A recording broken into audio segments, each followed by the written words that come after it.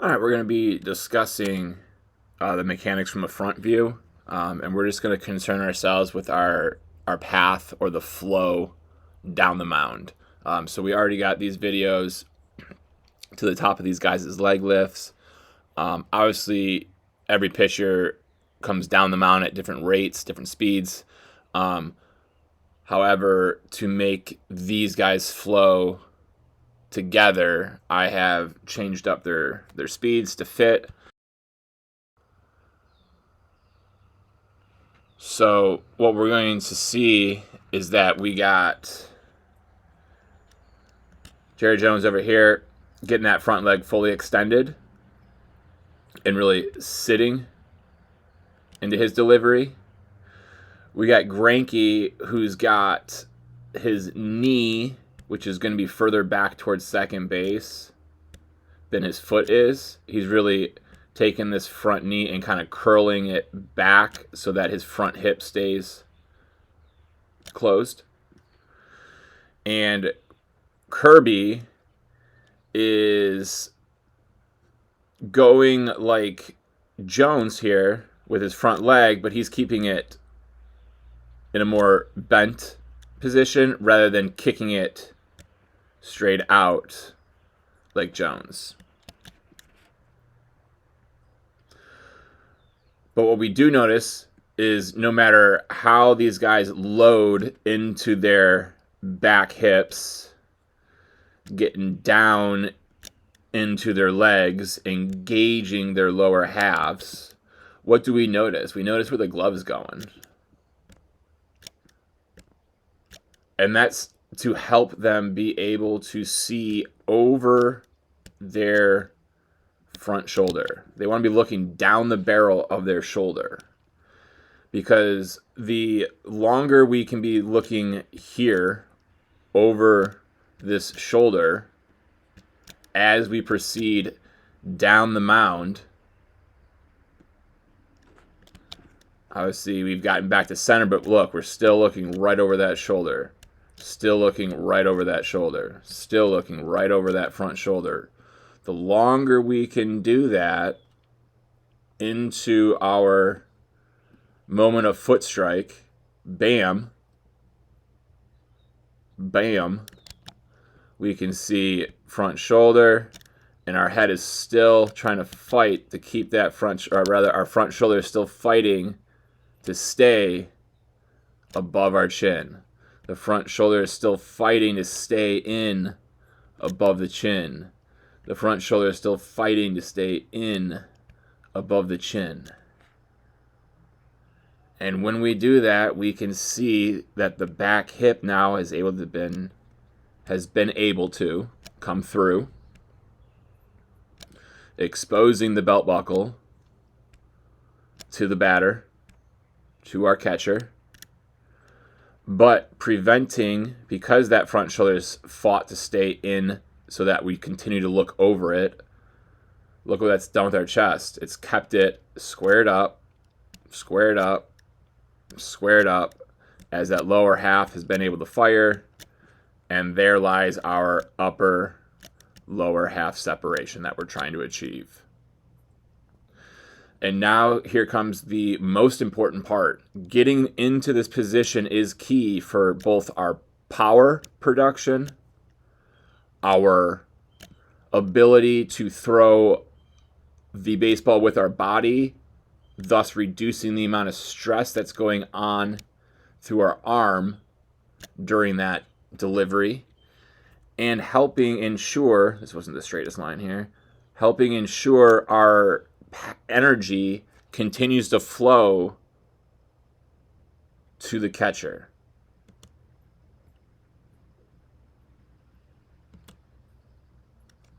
All right, we can see that head staying there, that head staying there. Kirby's fighting to keep it in there. And you can see he's fighting to keep it in there because it did not go more out there.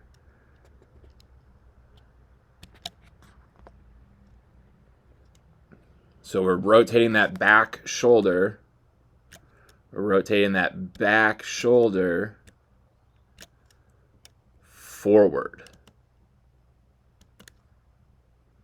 forward, forward, forward.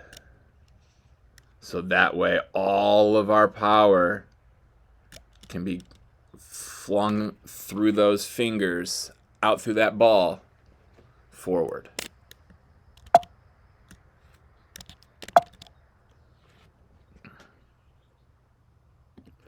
If we watch that again without any interruption,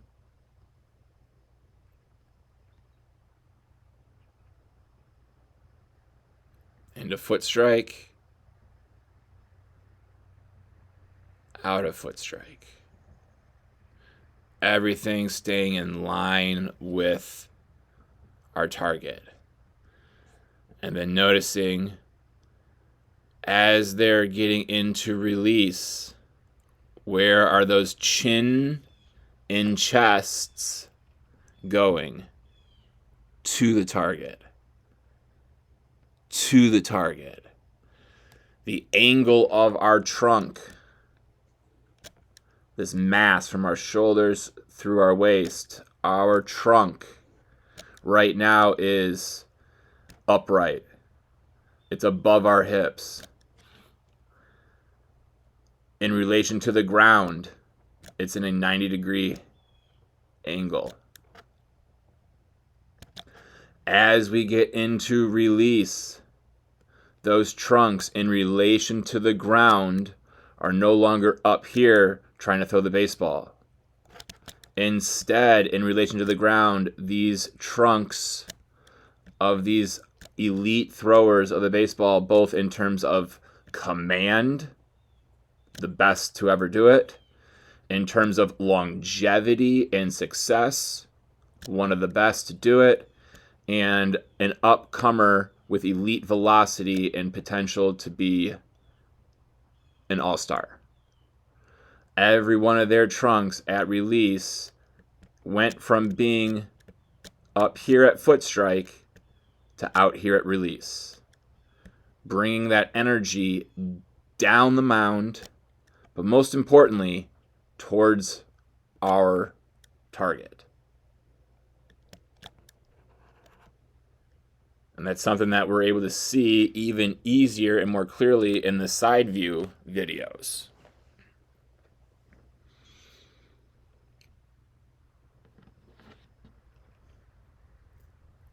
All right, so if we kind of take this back once more and we see these arm slots, we'd say, boom. Oops, let me draw a better line than that. Right, we're at a high three-quarter, three-quarter. We are in a same thing, three-quarter, high three-quarter. Same thing here, right? So these are some of your most common arm slots are the three-quarter to high three-quarter arm slot. And then what we'll look at next here are some guys that are in that lower three-quarter tier. So we'll let, we got Luis Hill, Kyle Harrison, and Carl Crawford. All right, so the same thing, moment of that foot strike, we can see that they're still fighting to keep that front shoulder in, keep that front shoulder in, fighting to keep that front shoulder in, and then coming to release and through, we can see how those heads are fighting to stay in.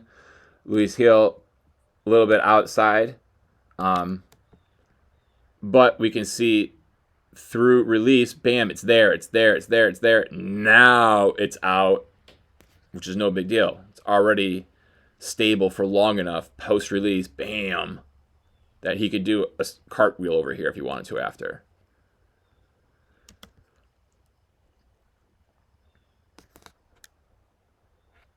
So fighting to keep that front shoulder in, And by doing that, the shoulders have stayed squared up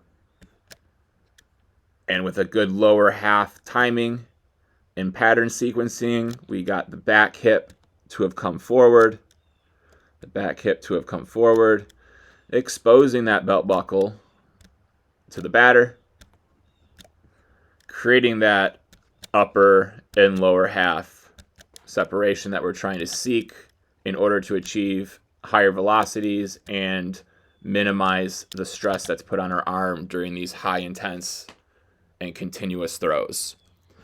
If we then take these guys into their moment of release, we got that same concept that we did earlier, and we can see here's our low 3/4, even getting closer, some would say, to even true sidearm. We have that low 3/4, and we got that 3/4 to low 3/4. But what we can notice is all the same with those different arm slots, but the most common arm slots in our game, all these guys are fitting the same bill in their own unique ways. But these important key points are all very much getting checked off by each, no matter what.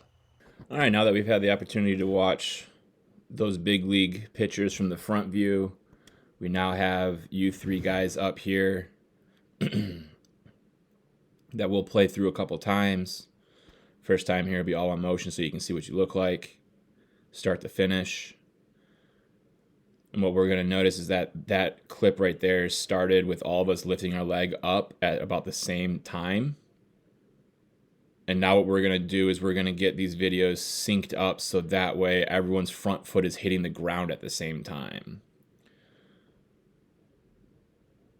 Boom. So there's that moment that front foot gets into the ground. Right? And what we're going to talk about first is we'll be over here with Aiden, is just noticing that you start your delivery before these other two guys over here, but yet these other two guys complete their delivery, or at least get their foot into the ground at the same time that you are. So that's just our tempo or our pace down the mound, the tempo of our delivery. You have a good high leg lift, but we can see that it's a slower developing movement for you to get yourself going back down the mound. You got it up big and high and aggressive, but then we kind of just stall out and we just kind of stay here. It'll be easier to see this from the side view and from your synced up videos. But we want to think about getting, as soon as this leg starts to come up, getting our body to start going forward. So that way we're not the last one still in our delivery, which allows runners to be freely moving around these base paths. So if we go back and let this play again,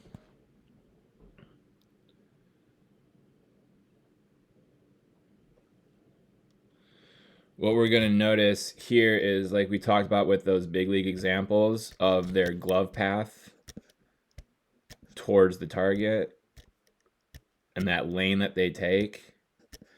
And the sole purpose of that lane is to make sure that this glove does not get outside of our body prior to this front foot hitting the ground. So if we just watch your guys' gloves path as they make their way out towards the target, and once we start to see wrist curl, once we begin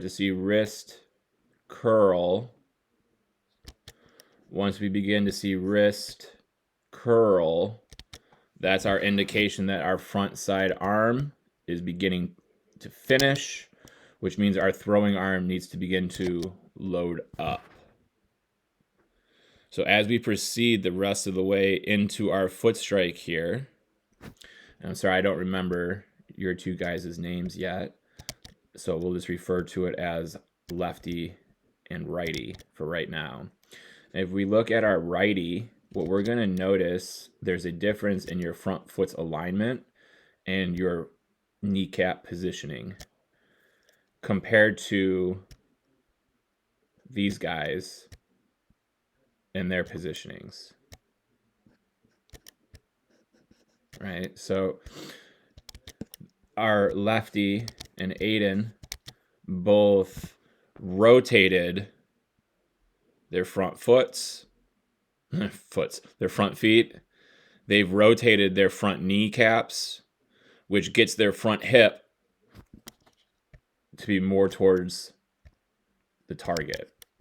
Right now, your front hip is still going over into third base dugout, and that's because your front leg, as it's going out in the closed position, like all of these guys have, we go from closed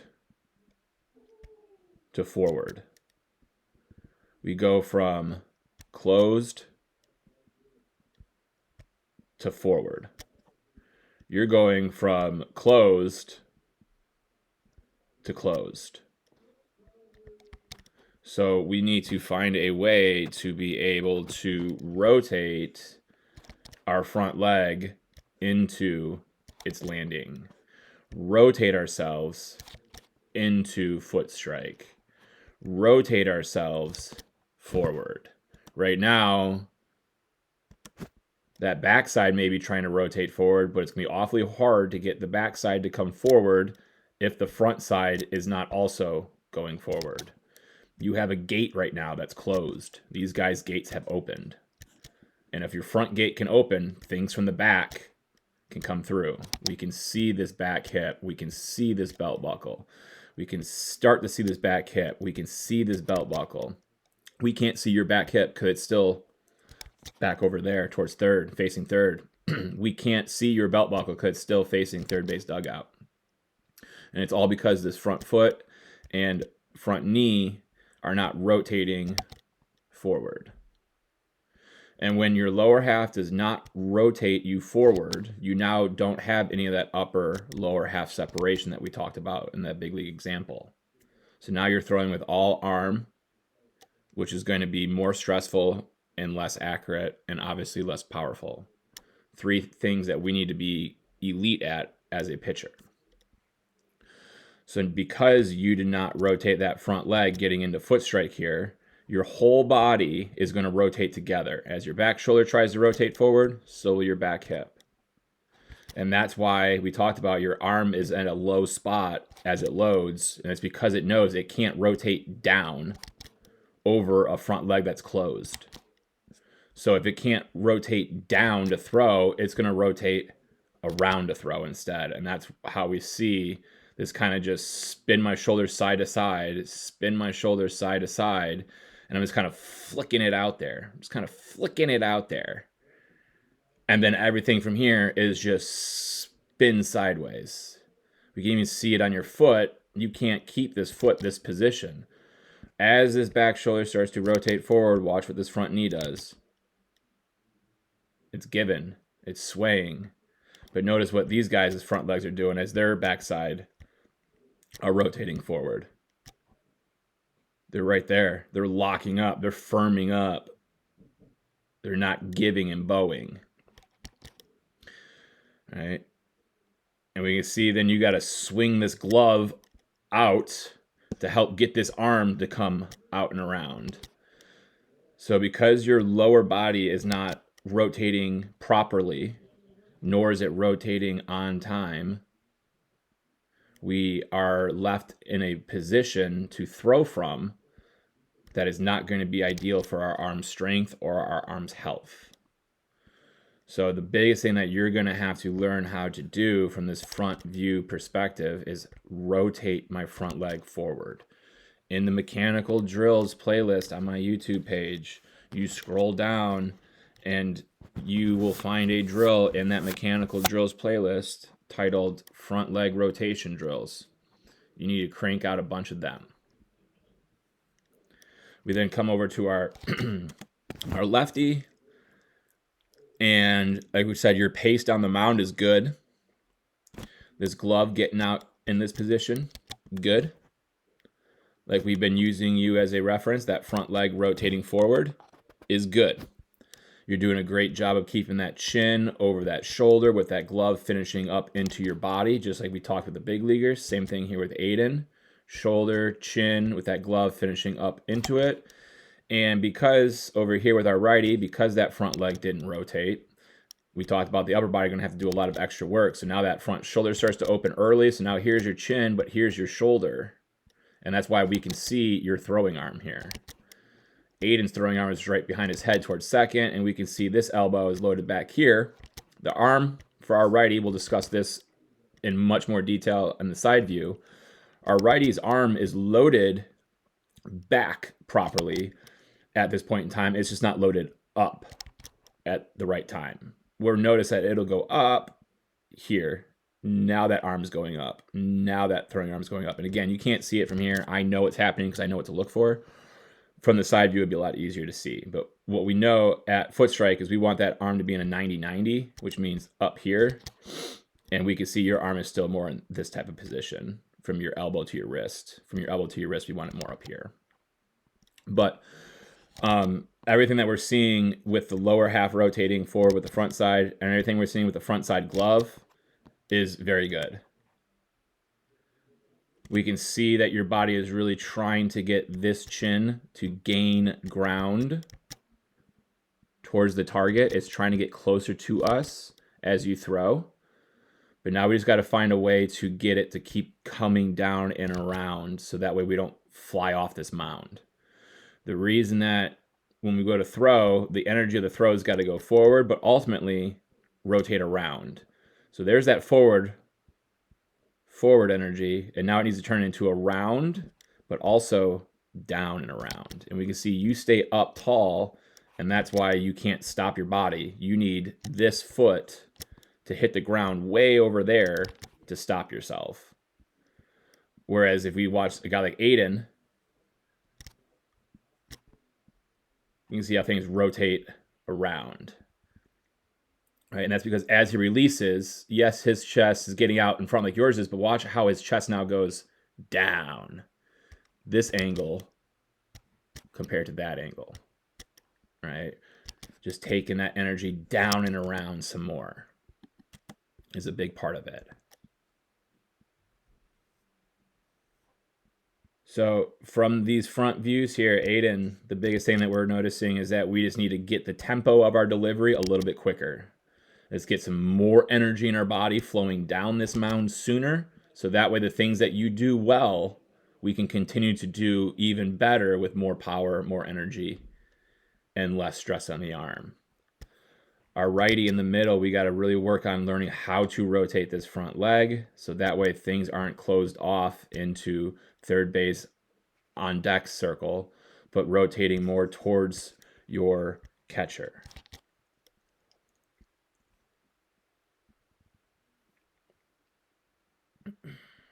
And then over here, everything that we're seeing from the front view looks great.